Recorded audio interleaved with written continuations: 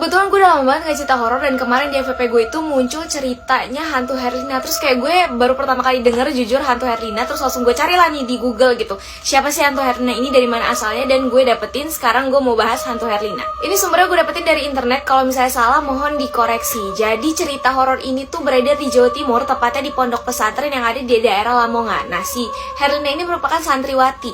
Sebenarnya seperti santri pada umumnya aja sih, cuma di sana tuh dia ngerasa dia tuh nggak diperhatiin sama orang-orang di luar sana. Di luar sana maksudnya di pesantren itu. Jadi dia melakukan cara agar bisa mendapat perhatian. Nah, caranya inilah yang salah.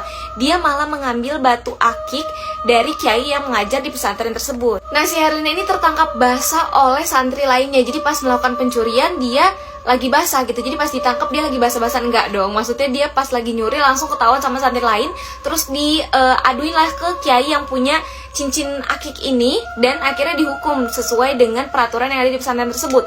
Karena merasa takut akan hukuman yang dia dapetin, si Herlina ini akhirnya kabur dari pesantren tersebut. Namun naasnya saat perjalanan kabur, Herlina ini tertabrak oleh mobil dan meninggal di tempat. Pihak pesantren tidak mengetahui kepergian Herlina, cuma orang tuanya ini mendapat kabar saat anaknya ini meninggal, apalagi dalam keadaan kasus di mana anaknya ini dituduh mencuri gitu. Jadi orang tuanya nggak terima gitu. Nah, karena nggak terima, orang tuanya ini akhirnya pergi ke dukun ilmu hitam yang konon katanya bisa membangkitkan orang yang sudah meninggal. Jadi orang tuanya Herlina ini minta agar Herlina ini dihidupkan kembali untuk membalaskan dendamnya. Akhirnya dibawa ke pesantren, ya singkat cerita udah nih hidup lagi, terus habis itu dibawa ke pesantren.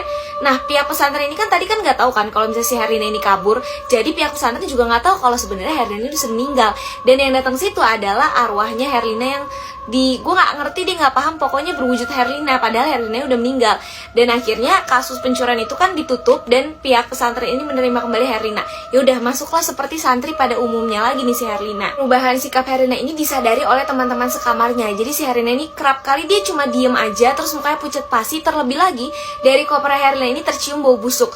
Nah, pada saat si Herlina lagi nggak ada di kamarnya, dibukalah sama teman-teman sekamarnya untuk melihat isi kopernya tersebut, karena bau bet bangke gitu kan. Pas dibuka ternyata adalah darah yang berbau busuk dan berbaunya tuh menyengat banget. Kaget dong teman-temannya. Konon katanya saat menghidupkan kembali Herlina ini tuh ada syarat di mana nanti si Herlina ini akan menjadi hantu penyedot darah. Nah, karena pada suatu malam nih pernah ada kejadian pada malam Jumat Kliwon, ini si Herlina minta ditemenin sama pengurus pesantren untuk ke kamar mandi. Tapi udah 2 jam di kamar mandi, ini si Herlina nggak keluar-keluar.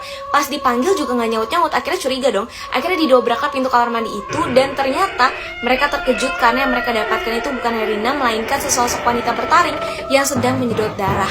Si santri tersebut kaget dan lari melaporkan kejadian tersebut kepada sang kiai. Akhirnya sang kiai ini memburu hantu Herlina ini dan dimasukkan ke dalam botol. Kemudian botolnya dibuang, berharap tidak satupun ada orang yang menemukan botol tersebut.